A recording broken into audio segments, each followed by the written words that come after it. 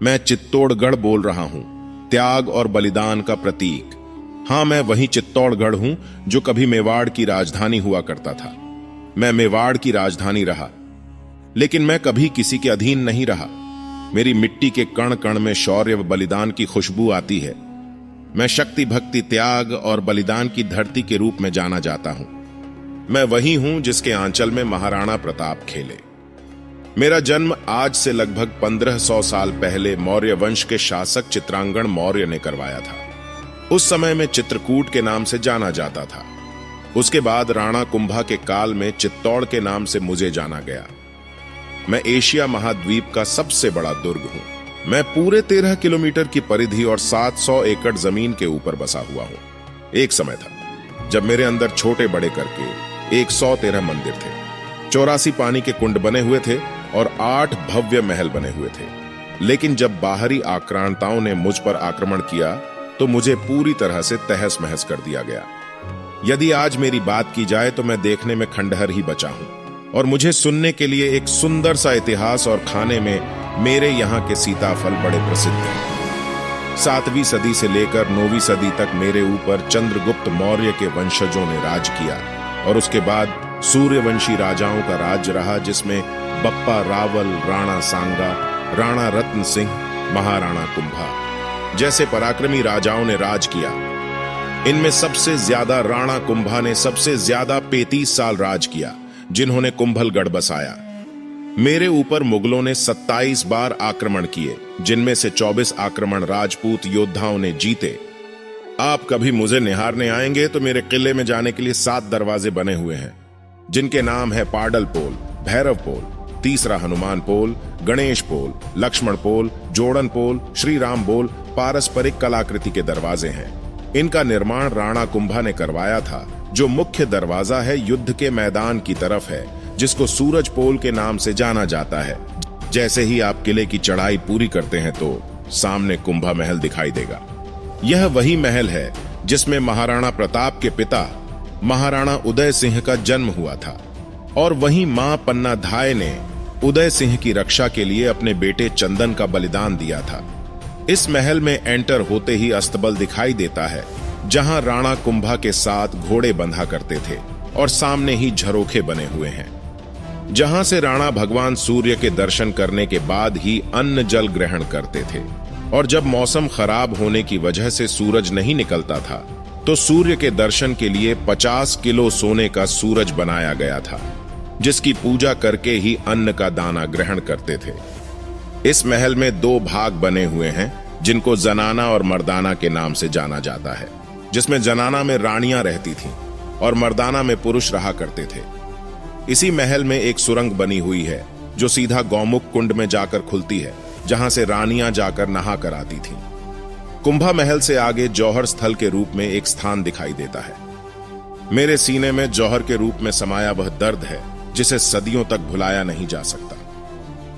13वीं शताब्दी के अंदर अलाउद्दीन खिलजी ने मुझ पर आक्रमण किया था और तब मेरे यहाँ की रानियों ने जौहर और राजपूत वीरों ने केसरिया किया था।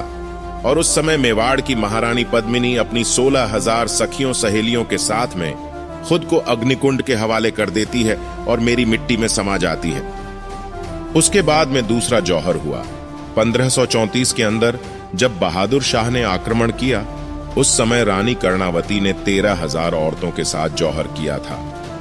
पहले यह एक कुंड की तरह था, लेकिन आज वहां मिट्टी डालकर गार्डन का रूप दे दिया गया है। सिर्फ एक हवन कुंड रखा है, जहां एक निश्चित दिन मेवाड़ के वर्तमान राजा आकर हवन करके जिन्होंने जौहर किया था उनकी आत्मा की शांति की प्रार्थना करते हैं। उसके बाद तीसरा आक्रमण अकबर ने किया था। उस समय मेवाड़ के राजा थे महाराणा प्रताप के पिता उदय सिंह और वीर जयमल पत्ता जी ने अकबर से युद्ध किया, लेकिन वे वीर गति को प्राप्त हुए और इसमें 8,000 महिलाओं ने जौहर किया था। जौहर कुंड के पास ही आपको विजय स्तंभ दिखाई देगा, जिसका निर्माण महाराणा कुंभा ने करवाया था। महाराणा कुंभा ने गुजरात और मालवा दोनों राज्यों को जीत लिया था। इसी की खुशी में उन्होंने विजय स्तंभ का निर्माण करवाया था।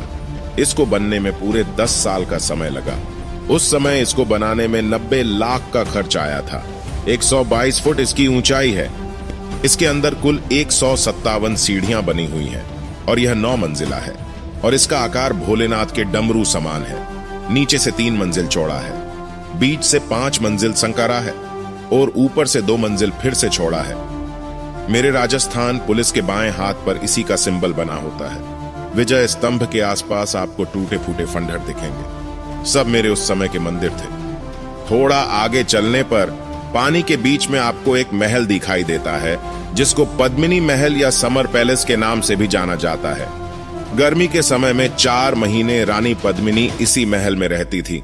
क्योंकि उस समय एसी या कूलर तो होते नहीं थे, तो गर्मी के कारण यह जल महल बनाया गया था। वहीं आपको एक और महल देखने को मिलता है। इसमें रानी पद्मिनी अपनी दासियों के साथ रहती थी, जो 3 मंजिला था, लेकिन आज खंडहर है। रानी पद्मिनी जल महल में नाव के द्वारा जाया करती थी और आज के समय में मेरे यहां सरकार ने गार्डन बना दिया है। इसमें आपको हर तरह के गुलाब के फूल मिल जाएंगे। थोड़ा आगे चलने पर आपको भीम कुंड दिखाई देता है। ऐसा कहा जाता है कि राजा महाराजा के शासन से पहले यहां पांडव आए थे और उस जगह पर भीम ने अपने पैर से पानी निकाल दिया था। उसको भीम कुंड नाम से जाना जाता है। थोड़ा आगे चलने पर आपको सूरज पोल दिखता है, जो दुर्ग में आने का पुराना रास्ता भी है। इस रास्ते पर भी 7 दरवाजे बने हुए हैं, जिनमें से 6 गेट टूटे हुए हैं, लेकिन जो सूरज पोल गेट है वह बचा हुआ है। सूरज की सबसे पहली किरण इसी गेट पर पड़ती है और इसका नाम इसी वजह से सूरज पोल है। इसके सामने जो आपको खुला मैदान दिखता है वह एक समय में युद्ध का मैदान हुआ करता था, लेकिन आज मेरे यहां कुछ बस्तियां बस गई हैं, जिस वजह से वहां लोग खेती करने लगे हैं। आपको गेट पर कुछ बड़ी बड़ी किले लगी दिखाई देती हैं, जिनको अंकुश कहा जाता है। जब आक्रमण किया जाता था तब हाथी को मदिरा पिलाकर पागल किया जाता था और उससे गेट खुलवाया जाता था, लेकिन वह गेट को तोड़ ना सके। इसी के लिए अंकुश लगाए जाते थे। अब आखिरी में आपको बताता हूं कि कैसे आप मुझ तक पहुंच सकते हैं। मैं भीलवाड़ा और उदयपुर के मध्य बसा हुआ हूं। आप मेरे तक ट्रेन से आसानी से पहुंच सकते हैं। तो मेरे प्रिय दर्शकों, आपको मेरी गाथा कैसी लगी? मैं चित्तौड़गढ़ आपको आमंत्रित करता हूं। जय माता दी।